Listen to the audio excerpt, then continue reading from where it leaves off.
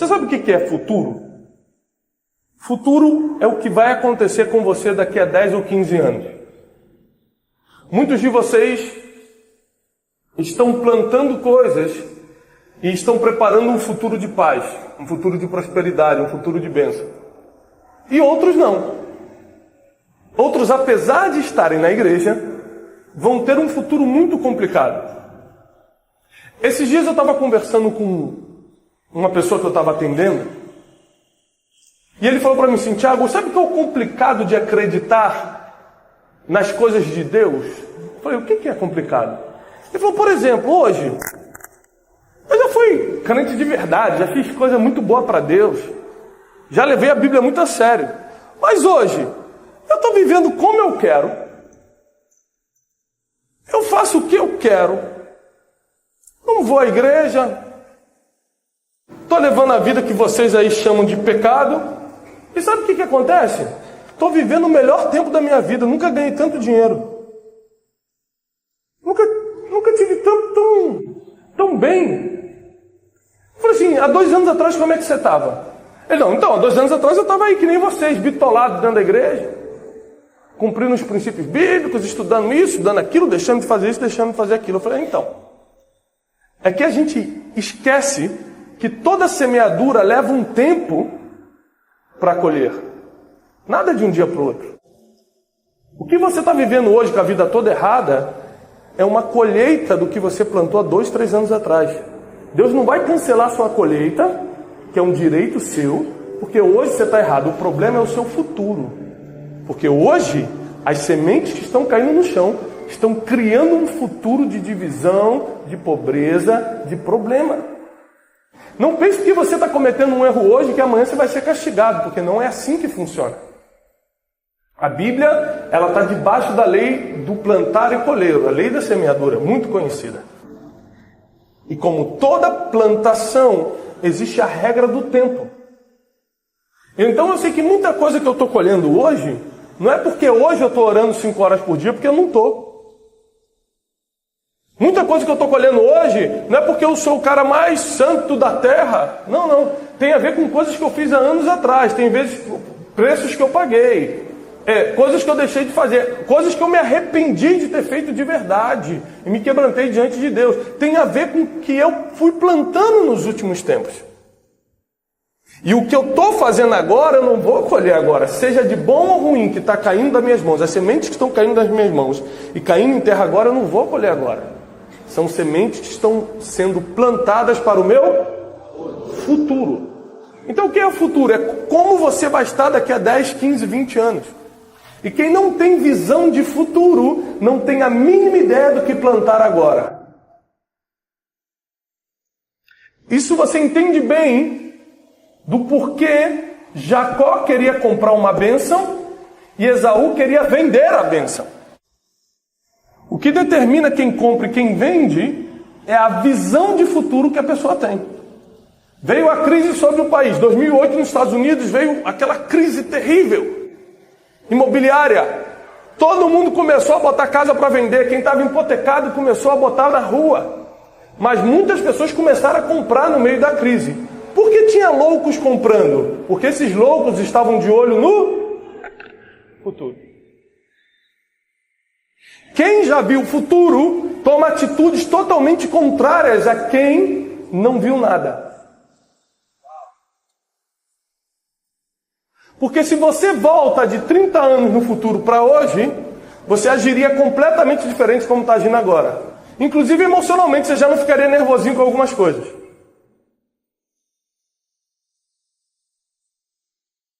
Porque quem já viu o futuro não age como quem não viu nada.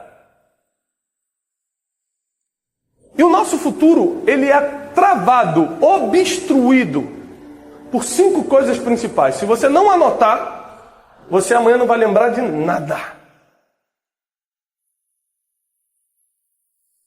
E o que eu vou te falar hoje não é só bíblico, mas ele é empírico, ou seja, é através das experiências da vida que nós chegamos a essa conclusão, e é acadêmico. Porque nós vamos falar muita coisa que a neurociência, que a psicologia já provou. E todo mundo que está aqui, a não ser que aconteça a fatalidade, a não ser que você passe dessa para melhor, a não ser que Jesus cante o seu nome nas nuvens, a não ser que você bata as botas, a não ser que você vá se encontrar com o Salvador, a não ser que o seu nome seja o próximo da lista. Quem gostaria de ser o nome próximo da lista? Quem gostaria? Tem um, dois. Amém, Senhor. Já pode levar os 3, Senhor. Pode. Passe eles na frente, Senhor, dessa lista. Eles pediram. Só deixa a senha do banco no final, irmãos, por favor. A gente poder. Ou seja, todo mundo quer ver Jesus, mas ninguém quer morrer, né? Então, tem uma complicação séria nós temos aí. Mas a verdade é que se não houver uma fatalidade, o teu futuro, ou seja, o que vai acontecer contigo daqui a 10, 15 anos, pode começar a ser alterado por como ou o que você vai fazer hoje. Então, se a gente excluir o fator morte da palavra de hoje, você pode começar a alterar toda a sua história futura agora. Porque a única coisa que você não pode prever é se você vai morrer amanhã, ou daqui a 30 anos, ou daqui a 50 anos. Isso você não consegue prever. Fora isso, se você vai estar bem financeiramente ou não, se a tua família vai estar junta ou não, se você vai ser um homem próspero ou um homem que passa vergonha nas finanças, se você vai ser uma mulher fiel ou uma mulher que é podridão nos ossos do seu marido, tudo isso já depende das escolhas que faremos hoje, das sementes que jogaremos na terra a partir de hoje. E existem 5 coisas que travam completamente o ser humano. E hoje, se eu pudesse dar um nome dessa palavra do primeiro dia da série, seria identificação. É o nome da série de hoje, da palavra de hoje. Você precisa identificar o que pode estar travando seu futuro, porque com certeza é uma dessas 5 coisas.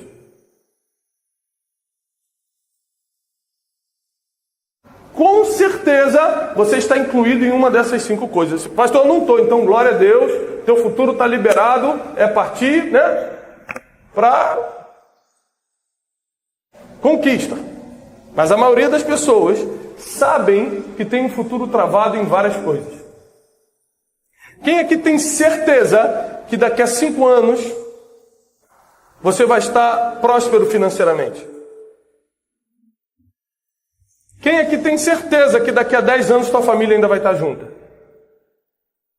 Não, presta atenção. Eu não estou perguntando se você acredita, se é o que você quer. Presta atenção na pergunta. Uma coisa que eu quero te auxiliar nessa série é você aprender a pensar. Não haja por impulso. Quem age por impulso não está pensando. Não levante porque os outros levantaram a mão, porque senão você é só um copiador, você não é um pensador. Pensa um pouco no que eu te perguntei. Você tem certeza que daqui a 10 anos sua família vai estar junta? Seu casamento vai estar de pé? Você tem certeza que daqui a 5 anos você vai estar próspero financeiramente? Porque se você levantar a mão e falar, eu tenho certeza, eu vou te chamar aqui e vou perguntar, então me diga 3 coisas que você está fazendo para que daqui a 10 anos sua família esteja junta. Me diga 2 coisas que você está fazendo para daqui a 5 anos você ser próspero financeiramente.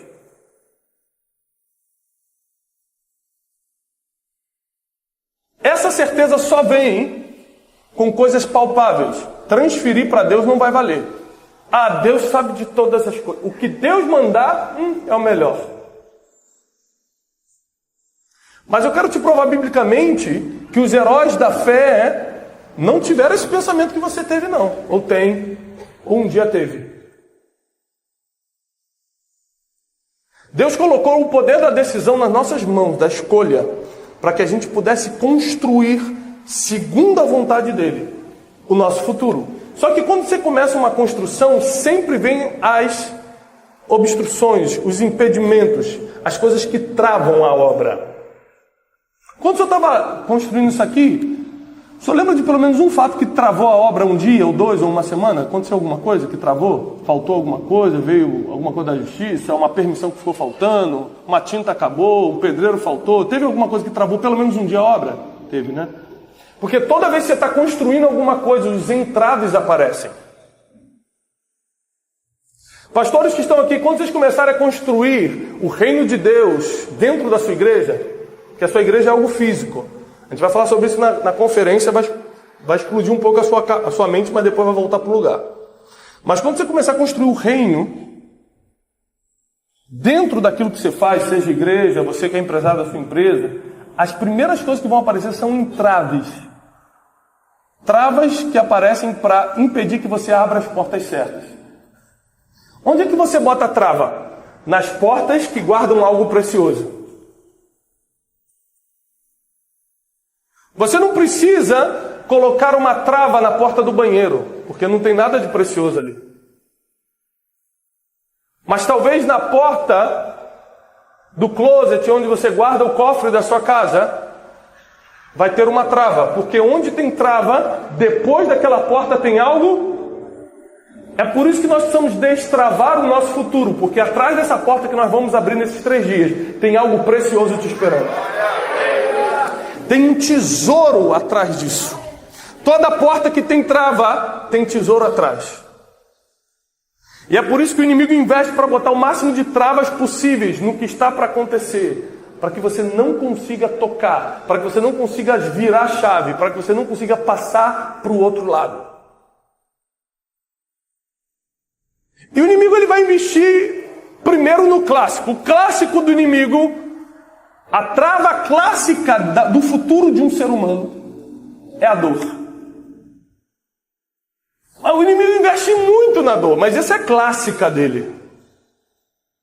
Ele tem todo um projeto, ele não tem pressa, então ele começa a investir desde a tua infância para que as dores virem traumas e os traumas paralisem completamente o teu futuro. Então ele coloca alguém para te tocar sexualmente na infância. Ele faz um pai sair de casa, te abandonar e você crescer sem a figura paterna. E tudo isso vai gerando ódio, vai gerando abandono. Ele faz com quem você mais confiasse, ou mais confiava, te abandonasse, te deixasse, te traísse, desse as costas para você. Ele vai semeando dores. E no conjunto das dores formam-se traumas. E os traumas são travas que impedem você passar a porta para o futuro. Cada um de vocês aqui tem uma dor para contar. Cada um de vocês aqui tem uma traição que pode ser compartilhada. Cada um de vocês que está aqui perdeu alguém ou algo. Cada um de vocês aqui já teve uma frustração terrível na vida. Cada um de vocês tem uma história triste que faria o outro chorar. Porque a dor é a trava clássica do inimigo para impedir que você abra a porta do seu futuro. Por isso, identifique sua dor. Se você está anotando, é muito importante que você anote agora quais são as dores que você sabe que impedem, que travam, que obstruem seu futuro. Às vezes você tem o nome da pessoa na sua cabeça, às vezes você lembra do fato. Seja o que for, anote. Porque hoje nós precisamos identificar as estratégias do inimigo que estão nos fazendo botar a mão na maçaneta, virar a porta, virar a chave e a porta não abrir. As travas só vão cair se elas forem identificadas. Quando você entender a trava da dor, você a partir do momento que entendeu, identificou, você já pode começar a mudar isso da sua vida. A dor é clássica. A dor talvez seja a estratégia mais clássica, mais básica do inimigo. E o problema da dor é que à medida que você não trata, à medida que você não tira ela de você, ela vai se enraizando, vai ficando mais profunda. E vai te amargurando, vai te impedindo de desfrutar dos dias bons. Às vezes você está num dia bom e não consegue curtir aquele dia. Sabe por quê? Porque a dor de anos atrás está tão enraizada que já te congelou completamente por dentro. Tem uma segunda coisa que o inimigo usa muito. Você conseguiu identificar a dor? Você conseguiu? Quem conseguiu identificar alguma dor que está te travando? Levanta a mão. A segunda coisa é a dúvida. A dor é uma trava na porta do seu futuro. E às vezes quando você tira essa trava, você encontra uma outra chamada dúvida. A dúvida é o maior inimigo da fé. Onde a dúvida está, a fé não pode estar. E onde a fé chega, a dúvida vai embora. Logo, acreditar, ou seja, não duvidar, é o primeiro degrau da escada da fé. O apóstolo Tiago, no capítulo 1, diz: se você for pedir algo a Deus, peça sem duvidar, porque quem duvida é semelhante a as ondas do mar que vêm e vão. Ou seja, você sempre vai ser inconstante, você sempre vai ser o feridinho emocional, você vai sempre ser o que ataca, você sempre vai ser o que, pra mim nada dá certo, você sempre vai ser aquele que fala, não sei se é a minha hora, não sei se eu vou, porque quando você é inconstante, você só fica indo e vindo. Tem dias bons, dias ruins. Um dia tem dinheiro, outro dia não tem. Um domingo está na igreja, o outro fica vendo Fantástico. Um mês dá dízimo, outro mês fala, eu quero ver melhor essa base bíblica para eu fazer isso. Inconstantes em todos os seus caminhos. Não pense, diz o apóstolo Tiago, que tal homem receberá alguma coisa do Senhor. O inimigo que conhece a palavra sabe que se ele colocar dúvida, se ele plantar uma semente de dúvida em você, ele já travou totalmente o seu futuro. Porque todas as nossas conquistas obrigatoriamente serão pela fé. A administração disso será com a sabedoria, mas a conquista é pela fé. O trabalho que Deus vai te dar, a empresa que Ele vai colocar na tua mão, para quem é solteiro, o casamento que Ele vai fazer chegar para você, você vai conquistar isso pela fé. A administração vai ter que ser com sabedoria e inteligência. Mas a fé é uma chave que abre as portas do teu futuro. Porém, onde há dúvida, não pode ter fé. O inimigo, sabendo desse cálculo simples, faz com que a dúvida entre no seu coração. E quando junta a dúvida com a dor, aí já era. Você já está machucado, está ferido, está cheio de choro no coração. Aí junta isso com a dúvida, não sei se é meu momento, não sei se é para fazer. Deus já te deu o sinal, o pastor pediu para fazer, sua esposa falou, vai meu filho, chegou a tua hora, eu não sei, eu preciso. E é impressionante que isso só acontece com quem tem chamado esse tipo de dúvida. Com quem tem um futuro realmente brilhante.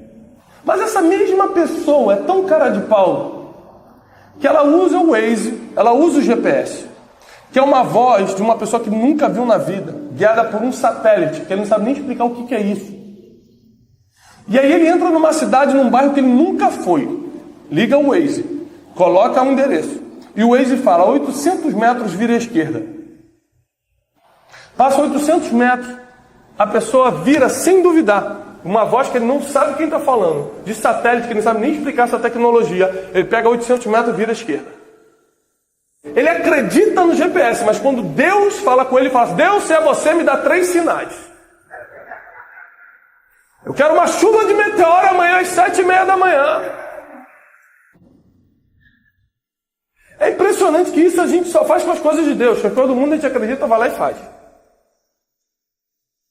Onde tem dúvida, onde tem esse questionamento, será que é, será que não é? A fé não está, e se a fé não está, as portas do futuro não podem se abrir.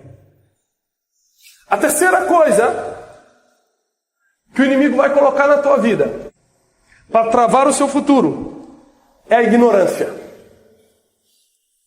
Vou te falar uma coisa, do que eu tenho pesquisado, mais do que a dor, mais do que a dúvida, o que a nossa geração atual, mais tem sofrido é de ignorância.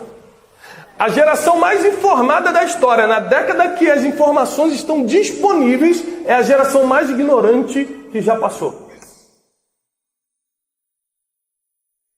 É clássico você ver pessoas, como a gente tem muitos seguidores nas redes sociais, de vez em quando eu paro para ver os comentários. Não consigo ver todo dia, toda hora, por causa da quantidade. Às vezes quando eu estou em algum lugar eu paro e vejo. E aí hoje eu entrei, ou ontem, eu não lembro, e vários comentários negativos. E tinha um que dizia assim, 7-1, bandido, usando dinheiro público. Você parece o Lula. Eu falei, gente, de onde vem o dinheiro público disso? E eu falei, querido, olha, eu não entendi. Me chamou de Lula, filho do Lula. Aí, quando assim, o comentário é muito ignorante, eu entro. Eu vou lá, eu mesmo respondo. Eu, olá, querido, seja bem-vindo. E é impressionante que quando você começa a tratar bem quem está te fazendo mal, a pessoa também muda o argumento. Uns falam assim, uns eu respondo, falo, amém, querido, seja bem-vindo, sua opinião é muito importante, você é aceito aqui. Porque às vezes é só a falta de aceitação que está fazendo ela te atacar. Né? Você é aceito, obrigado por ter escrito aqui, olha, Deus te abençoe. Nós temos visões diferentes sobre esse assunto, mas às vezes a pessoa, amém, pastor, Deus te abençoe também. Muito lindo seu filho, hein? O mesmo estava me xingando há 2 minutos atrás. Ou seja, ignorância. Sem pensar, ele entra ali e te faz um ataque. Tem a segunda pessoa, que é a pessoa que entra, faz um ataque assim, sem pé nem cabeça, você entra e fala, querido, seja bem-vindo, puxa, que bom que você comentou, nós temos visões diferentes sobre isso. Olha só, o que eu escrevi acima significa isso, isso e isso. Baseado na Bíblia, baseado na ciência, baseado em tal coisa. Qual é o seu argumento para que eu entenda a sua linha de pensamento? A pessoa vem embaixo, você é ladrão, Ela não leu o que eu escrevi. Ela já volta ofendendo, porque ela nunca me viu na vida, nem eu nunca vi na vida. Mas a ignorância, ela cega a pessoa, ela não vai ler o que você está escrevendo. É por isso que não adianta você discutir com o ignorante. O que é ignorante? Aquele que não possui conhecimento. Não tem. Você sempre vai perder para o ignorante, sempre você vai sair perdendo. Você pode ganhar a conversa, mas vai sair machucado emocionalmente por alguém que não tem a mínima ideia que tinha o poder de te ferir. E às vezes fica discutindo com a ignorância e não tem como ganhar da ignorância. É um poço sem fundo. E a ignorância faz com que maridos saiam de casa. A ignorância faz com que você gaste mais do que ganha. A ignorância faz você vir para a igreja sem acreditar em Deus de verdade. Esse dia eu estava no carro com uma pessoa lá dirigindo em São Paulo, na Marginal Tietê. Ele falou, Thiago, tem um negócio muito triste para te contar. Eu falei, o que foi? Eu fui no médico essa semana e descobri que eu estou com um diagnóstico tal. Eu continuei dirigindo. Ele falou assim, e aí, cara? Não vou falar nada, não. Eu falei, vou falar. Você acredita que Deus existe? Porque a gente só acredita que Deus existe no domingo à noite, quando está tocando a música linda, o ar-condicionado está gelando, está todo mundo levantando a mão e tu, caramba, Deus é verdadeiro, olha só, estou sentindo, olha que coisa linda. Mas quando chega o diagnóstico, Deus não existe mais? Deus foi embora? Ele só existe no domingo à noite, quando está tudo bem? E eu falei para ele, querido, não deixe a ignorância tomar sua cabeça por causa de uma notícia. Eu posso te dar 1000 exemplos na Bíblia de pessoas que receberam notícias piores do que essa e mantiveram o equilíbrio, sabendo a quem estavam servindo. A ignorância sempre vai tentar te cegar, principalmente nos dias que você tem que estar com os olhos abertos.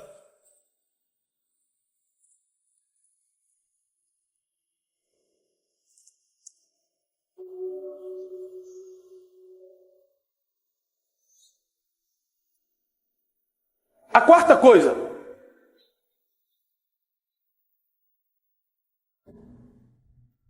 E essa quarta coisa, ela é a mais forte. E é a base bíblica que nós vamos usar para hoje à noite. É o desequilíbrio emocional. A dor, a dúvida, a ignorância e o desequilíbrio emocional. A quinta coisa nós vamos falar no final. Grave isso.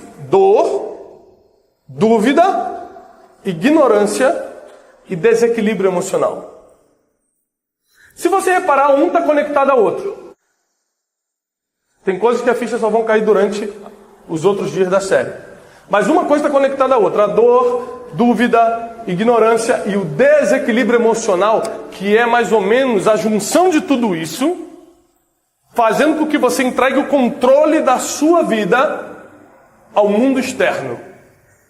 O que é o desequilíbrio emocional? O desequilíbrio emocional é quando você perdeu a liderança interior e qualquer coisa externa tem um poder de te tocar, de te ferir, de te desequilibrar.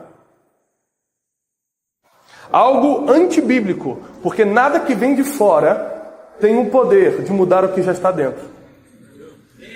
Porque a Bíblia diz que maior é o que está dentro do que o que está lá fora. Então, por exemplo, uma crítica vem de dentro ou vem de fora? Uma ameaça vem de dentro ou vem de fora? O diagnóstico vem de dentro ou vem de fora? Fora. A dúvida vem de dentro ou vem de fora? De dentro.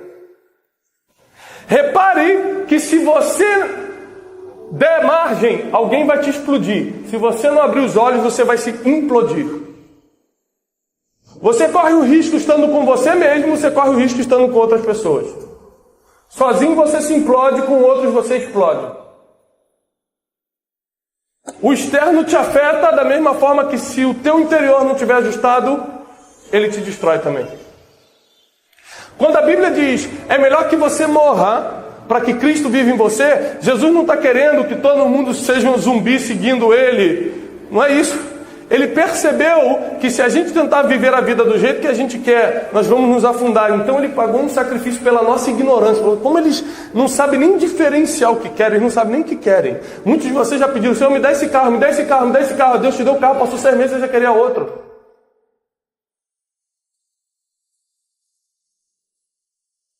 Ele não sabe nem o que quer. Como ele já sabia, ele pagou um preço pela sua ignorância, mandou Jesus Cristo na cruz, para que ele pagasse todo o preço por você. E se você morrer com ele na cruz, você também será ressuscitado com ele. Então foi uma estratégia divina, para que você não fique nem na mão do seu interior, e nem dependente das coisas exteriores. Mas tem alguém que domina suas emoções, que cria os passos do seu futuro, que sabe exatamente o que é melhor para você. Alguém que entende você como você mesmo não se entende, porque você ainda está em tanta crise emocional que ainda não consegue nem se entender. Ele já te entendeu. Alguém que já te viu no futuro e por isso te deixou de pé hoje, porque ele já sabe quem você vai se tornar. Alguém que acredita mais em você do que você mesmo. E o desequilíbrio emocional é a junção de todas essas coisas e é o que hoje está derrubando muita gente.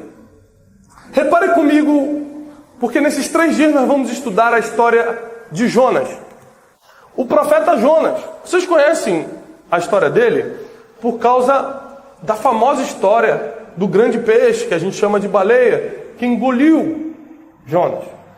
A gente fala da desobediência de Jonas. A gente fala da falta de fé de Jonas. A gente fala tanta coisa que é indevida em relação a Jonas. Porque eu vou te falar uma coisa. Na Bíblia, não tem registro de um homem que tinha uma fé e uma conexão espiritual no nível que Jonas tinha. E eu vou te provar isso. Como é que um homem, que eu estou afirmando que tinha um nível espiritual altíssimo, uma conexão divina diferente de todo mundo, que tinha uma fé sobrenatural, fez o que fez? Vamos começar estudando Jonas de trás para frente. Abra no capítulo 4. Diz assim: com isso, desgostou-se Jonas extremamente e ficou irado. Isso aqui é o profeta do Senhor. Quem aqui já ficou irado? Com raiva? Quem já xingou? Crente? Não, crente. Quando o crente, depois de convertido, xingou mesmo, xingou. Agora, quem já xingou no trânsito? O cara te cortou, você botou, xingou. Depois de crente, levanta, fica de pé, de pé, de pé. Senhor Jesus. Pode sentar. Eu espero que os diáconos tenham tirado foto de todo mundo para a gente no final. A Bíblia diz que ele ficou extremamente desgostoso e irado. Você sabe por que o profeta Jonas estava desgostoso e estava irado? Porque Deus salvou uma cidade. Esse era o motivo. Como Deus salvou Nínive, ele ficou irado, ele ficou extremamente desgostoso. Como é que um profeta pode ficar desgostoso por um bem que Deus faz? É porque, mais do que a vontade de Deus, ele estava com raiva das pessoas que estavam em Nínive. Porque quando você é desequilibrado emocionalmente, você coloca a tua raiva, as tuas emoções, teu ódio, teus sentimentos, o eu quero, na frente da vontade de Deus, ainda que seja ungido o profeta. Ainda que você tenha um grande ministério, ainda que você tenha um grande chamado, ainda que Deus tenha confiado coisas muito grandes nas tuas mãos, ainda que você tenha habilidades que poucos têm, ainda que você tenha um dom que não vai ser retirado, você estando em pecado ou não, porque os dons são irrevogáveis, ainda que você tenha tudo isso, ainda que Deus confie revelações a você, você pode estragar tudo pelo desequilíbrio emocional. Porque você sempre, como bom desequilibrado emocionalmente, colocará suas emoções na frente das decisões divinas. Você vai preferir escutar a voz do eu do que a voz do Espírito Santo. Você vai confundir o que é raiva, o que é ira, com uma palavra profética. Você não vai saber distinguir mais as coisas. E Jonas orou ao Senhor, versículo 2, e disse: Ah, Senhor, mas não foi isso que eu te disse, estando eu ainda na minha terra. Por isso eu me adiantei fugindo para Tarsis, pois eu sabia que você é um Deus clemente, misericordioso, tardio em irar-se, grande em benignidade, e que te arrependes do mal. Peço-te, pois, ó Senhor, tira-me a vida, porque para mim é melhor morrer do que viver. Quem entende só um pouquinho de psiquiatria aqui me diz: qual é o quadro que você tem que estar, clinicamente falando, para pedir a morte? Depressão é o mínimo, é o estágio 1. A depressão, ela desencadeia um desejo de morte, ainda que seja inconsciente. Às vezes você não quer morrer conscientemente, mas você começa a sentir o espírito de morte. Quem está entendendo o que eu estou falando? E quando você não trata uma depressão, por exemplo, o quadro clínico vai se agravando. A patologia vai aumentando. Eu conheço muitos líderes no Brasil, vai ser um dos assuntos que a gente vai tratar também na conferência, que são grandes homens de Deus, mas claramente, patologicamente falando, tem problemas psiquiátricos seríssimos. O problema dele não é espiritual, ele realmente é um homem de Deus, ele realmente escuta a voz de Deus, não é o diabo que não, é Deus que usa ele, só que ele tem uma doença psiquiátrica. E da mesma forma que você pode ter uma válvula, um problema no coração e continuar pregando, você pode ter um problema psiquiátrico e continuar pregando normalmente. O problema é que o problema no coração machuca só você, o problema psiquiátrico machuca todo mundo que está debaixo de você. Jonas aqui revela que ele tinha patologias clínicas. Porque as emoções dele estavam tão afloradas que ele estava com raiva de Deus, porque Deus salvou um povo que ele queria que morresse. Mas repare que o capítulo 4, nós estamos começando a estudar de trás para frente. Amanhã a gente vai começar no capítulo 1. Deus vai sentar como Deus bom, paciente e amoroso que Ele é, e vai fazer uma sessão de psicologia com Jonas. Vai ser claramente isso, você vai ver. Porque Deus é misericordioso. Realmente Ele é tardio em irar-se. Se fosse eu, se fosse você, já estava dando uma surra em Jonas. Seu ingrato, eu te uso como profeta, você é ninguém, rapaz. Te boto para profetizar na nação. Te dou uma missão importante, você tem que fazer essa vergonha. A gente já estava dando surra, botando ele no tronco. Deus não, Deus vê todo o erro, vê toda a ignorância. Senta do lado dele e fala: Jonas, é por isso que nós só podemos servir a Deus mesmo. Porque diante de todos os nossos erros, é o único que vai continuar do nosso lado, chamando a gente pelo nome com mansidão. Tiago, todos os outros vão nos apedrejar. Todos os outros vão nos julgar. Ninguém vai dar a chance que Ele nos dá. Sabe por quê? Porque Deus não trabalha com sistema de chances. Ele só te mergulha no mar da graça e pronto. Quem dá chance é homem. Vou te dar mais uma chance, hein? Deus não. Deus não contou quantas vezes você errou até aqui. Ele simplesmente mergulhou no mar da graça. Ele não está mais contando nada. Ele só quer que você volte todos os dias.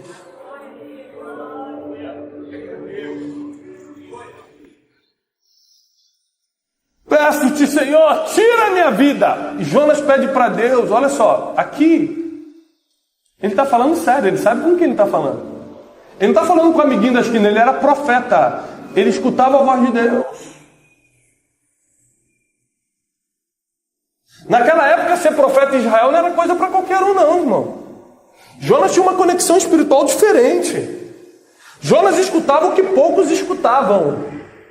Ele sabia exatamente com quem estava falando. Ele vira para Deus e fala: tira minha vida, pode levar, pode me matar. Porque para mim é melhor morrer do que viver. Ele não tinha nenhuma doença, não descobriu que estava com câncer, não perdeu um filho tragicamente, nada. Só Deus salvou uma cidade que ele queria que morresse, só isso. Ele se desequilibrou e entrou nesse nível de discussão com Deus. Versículo 4. E disse o Senhor: Jonas, é razoável esta sua ira? Essa aqui já é uma pergunta para começar a desmontar ele. Vai começar uma sessão de psicologia divina aqui. Ô Jonas, vamos lá. Você quer morrer, né, meu filho? Quero. É razoável essa tua raiva? Ou seja, você tem razão. O que é razoável? Você tem razão em estar com raiva desse jeito? Então Jonas saiu da cidade, ou seja, não quis mais falar com Deus. Saiu da cidade, assentou-se ao oriente da mesma. Ali fez uma enramada, repousou debaixo dela à sombra, até ver o que iria de acontecer à cidade. Então o Senhor fez nascer uma planta que subiu por cima de Jonas, para que fizesse sombra sobre sua cabeça, a fim de o livrar do desconforto do sol. Jonas, pois, se alegrou em extremo por causa da planta. Aqui mostra que ele era doente de verdade. O cara 2 versículos antes, falou: me mata! Aí vem uma planta, gente, que maravilha de Deus! E a Bíblia diz que ele se alegrou em extremo. Presta atenção, a Bíblia usa a palavra, ele ficou irado em extremo e ficou alegre em... Qual é o nome disso na psiquiatria? Bipolaridade. Ainda bem que você já está entendendo. Ele extremamente triste num dia, extremamente feliz no outro dia. Era profeta, era homem de Deus, tinha uma missão divina para aquela geração e era bipolar. Igualzinho seu marido. Olha Deus falando aí. Acorda um dia bem, outro dia acorda o cavalo. Sai daqui! Você nunca sabe como o bicho vai estar. Tem crente, mulher, esposas crentes, faz até o sinal da cruz antes de falar com o marido. Oh, Deus, benze esse homem, faz um negócio.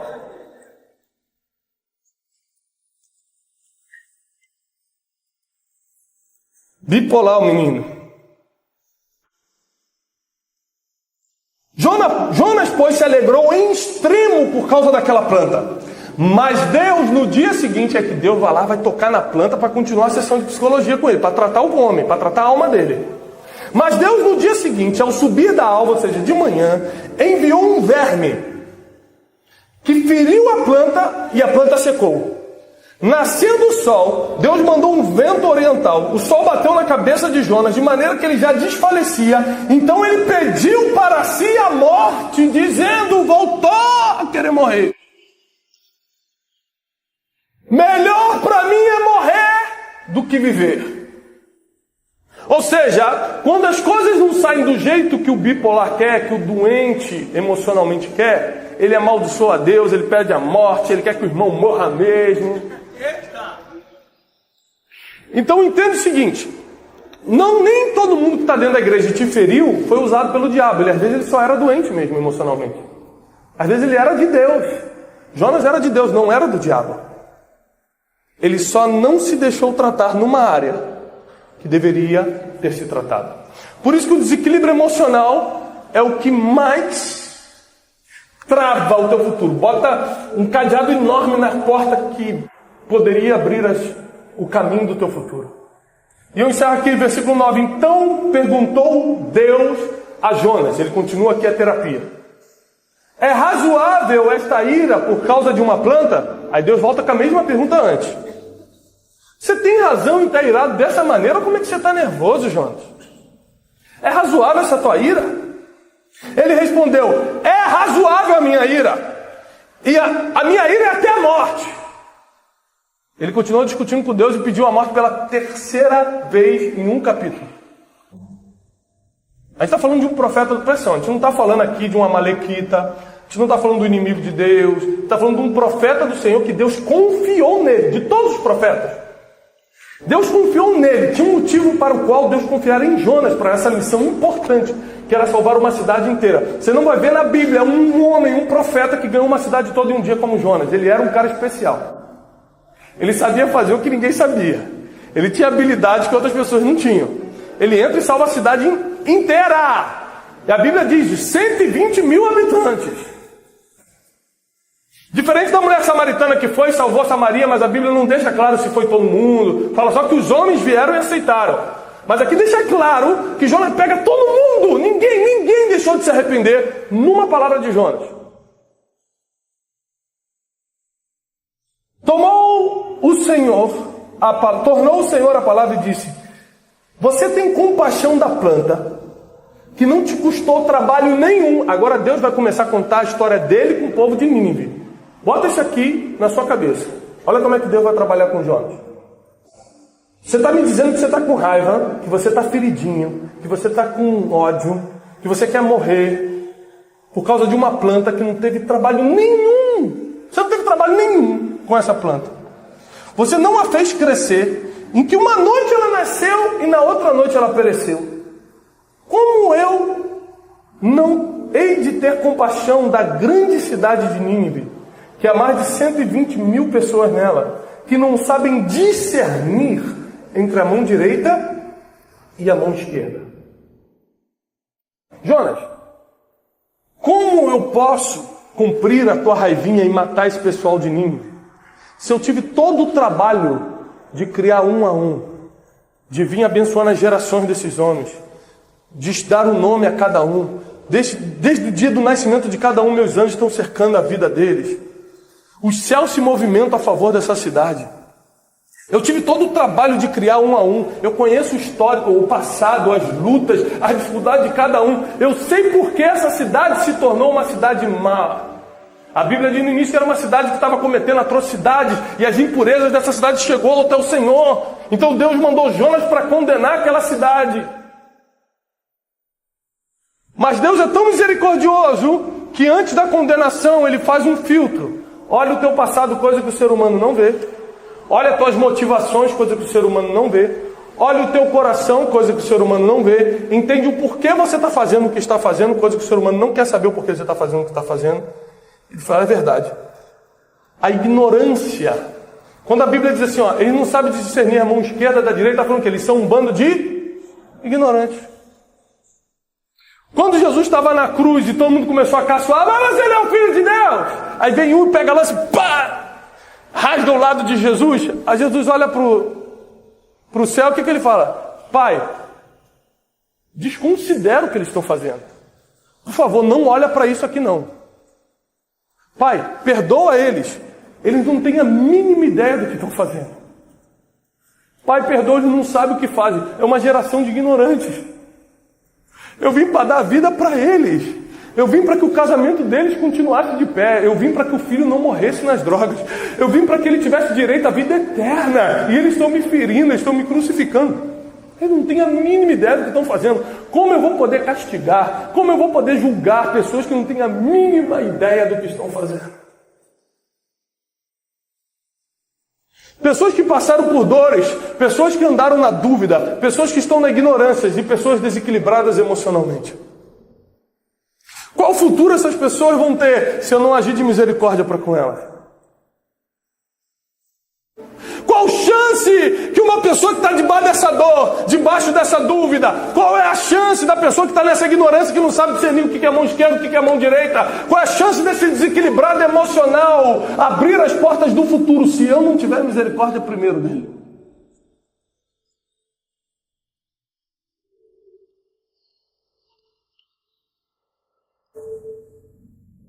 Se você identificar aquilo que está travando o seu futuro hoje, você já deu um grande passo rumo à cura. Você já começou a tirar um pouco dos ferrolhos que estão segurando essa porta.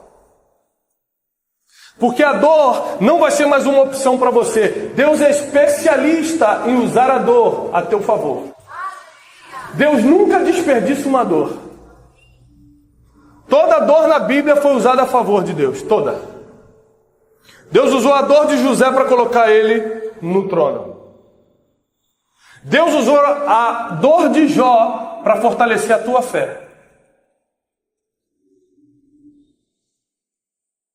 Não tem nenhuma explicação do porquê Jó passou pelo que passou, a não ser que se ele só fosse um homem rico, só fosse um homem bem-sucedido, ele não entraria na Bíblia. Ele só entrou na Bíblia porque ele passou pela sua dor e venceu. Tem gente que só sofreu para poder entrar na história e virar referência para você. Para que você não tenha que passar pela mesma dor. Chegou um tempo, querido, que a dor não vai mais travar as portas do nosso futuro. Que a dúvida não vai mais travar o nosso futuro. Que a ignorância não vai fazer mais parte das opções. E que o desequilíbrio emocional vai começar a ir embora. Porque ele não vai mais impedir o que Deus tem para fazer na minha vida. Muitos de vocês que estão aqui já receberam um chamado de Deus. Quem está aqui já recebeu uma palavra profética, tem uma palavra de Deus, de alguma forma, um sonho, alguma coisa que você tem certeza que Deus vai te usar no futuro. Levanta a mão, você que tem certeza. Você tem uma palavra de Deus, você tem uma promessa. Levanta a mão. Olha quantas pessoas têm uma promessa. Agora abaixa a mão. De todo mundo que levantou, quem já está vivendo a promessa? Levanta a mão. Menos de um terço levantou a mão. Ou seja, a maioria das pessoas tem uma promessa e não estão vivendo. Receberam uma palavra para o futuro, mas não consegue abrir essa porta, porque a dor está paralisando, a dúvida ainda atrasa, a ignorância não faz você ficar perdido no meio do caminho, e o desequilíbrio emocional faz você preferir suas emoções do que a vontade de Deus. Só que meu Deus é um Deus que reverte maldição em bênção. Ele pega o erro de Jonas. Jonas está lá no fundo da baleia, lá na barriga da baleia. Nós vamos falar disso amanhã. Do processo que toda pessoa tem que passar. Inevitavelmente. Ali foi um erro de Jonas. Jonas comete um erro, cai, é jogado no mar. O grande, eu estou chamando de baleia, né? Mas biblicamente é um grande peixe. Só estou falando de baleia para a gente entender. Para os teólogos que estão aqui. O grande peixe pega Jonas. Ele fica 3 dias na barriga do peixe. Me responde uma coisa. Onde esse grande peixe vai vomitar Jonas? Quem lembra? Hã? Em Nínive. No seu destino final. Porque o teu processo sempre vai te vomitar dentro do destino.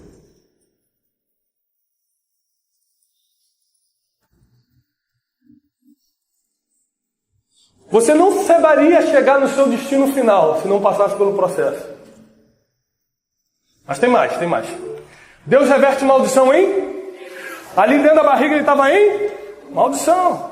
Estava debaixo de uma condenação, ele estava errado. Foi jogado pelos marinheiros no mar porque estava todo errado. Mas a Bíblia diz que ele ganhou a cidade em um dia. Como é que uma cidade inteira se converte pela pregação de um homem? Lembre-se, não foi um homem que chegou num barco, descendo e falando, arrependei-vos. Foi um homem que chegou uma baleia, na beira do mar.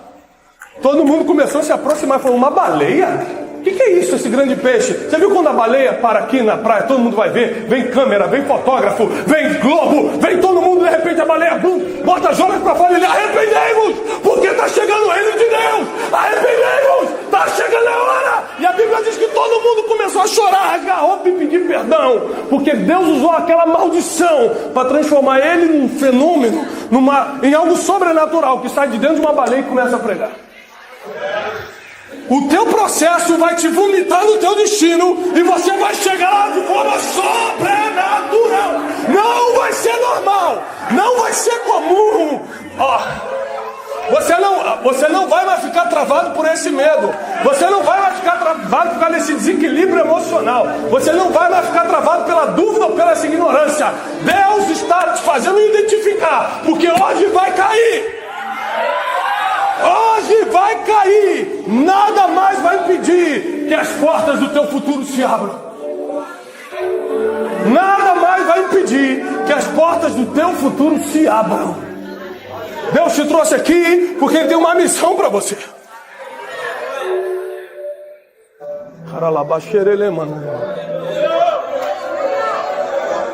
Se Deus não tivesse uma missão para você, você estaria em casa nessa terça-feira. Você está aqui porque Deus te escolheu a dedo. Deus te atraiu para esse lugar. Ele tem uma missão para você. E todo impedimento vai cair.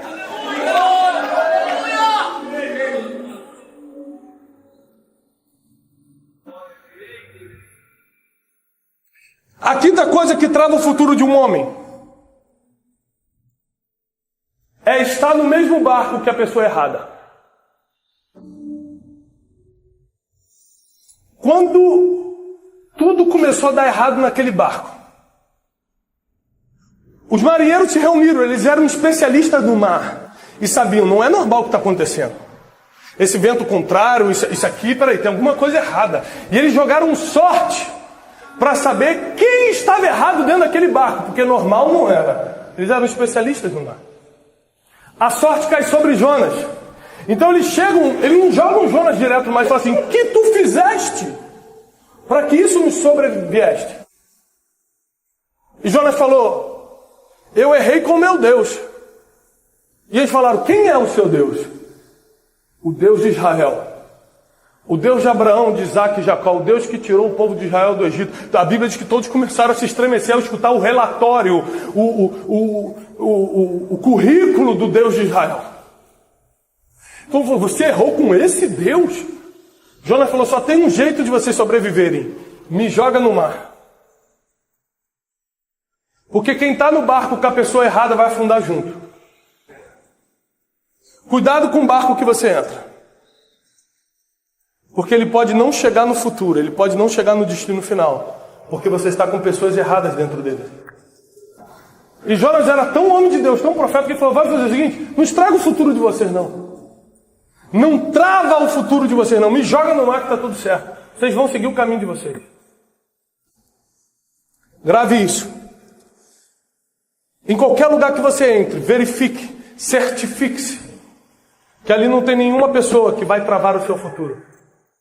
Porque às vezes as coisas vão agitar para você, o barco vai ficar de um lado para o outro, por um problema que não é seu, você só entrou nele.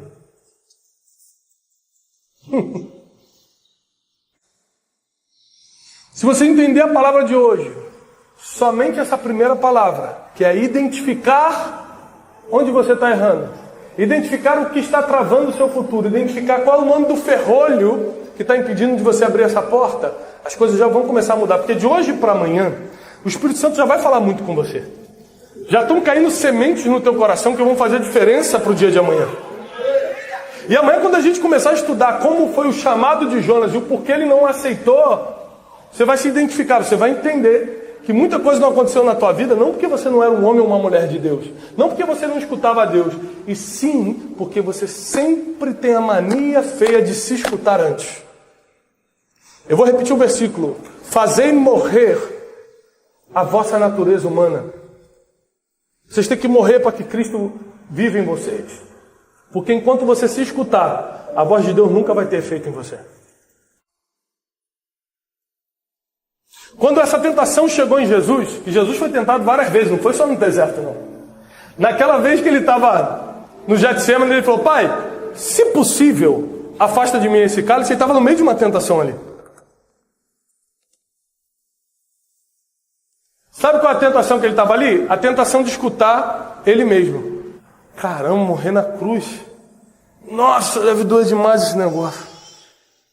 Só tenho 33 anos, tenho uma vida inteira. Se eu ficar mais um ano aqui, eu salvo um monte de gente. Se nesse último ano eu levantei tantos aleijados, fiz tanto cego, eu ressuscitei morto. Se eu ficar mais um ano, você começa a escutar o teu eu começa a dar desculpas para você fugir do propósito. Aí Jesus quase estava dando voz ao eu. Pai, será que não dá para passar esse cálice? Não, mas não seja a minha vontade, ou seja, não seja a minha voz interior que determina, mas a tua voz que vem do céu. Porque nenhuma palavra que vem do céu volta vazia sem cumprir o destino que foi determinado na terra. Então é melhor que saia do céu a voz, e não de dentro de mim.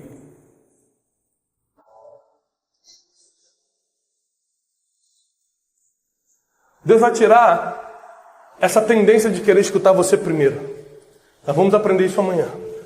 Porque isso vai destravar completamente a tua vida. Inclusive, muita coisa na tua vida financeira não anda Porque você escuta você antes de escutar quem já viu onde o dinheiro está. É muito forte o que vai acontecer amanhã. Porque Deus já viu onde o dinheiro está, você não viu, você só está tentando as portas. Deus já sabe em que porta ela está. Só que você está escutando a voz errada. Você escutou a voz do New York Times, você escutou a voz da Bolsa de Valores, mas não escutou a voz daquele que já viu onde está o dinheiro. Olha aí, ó.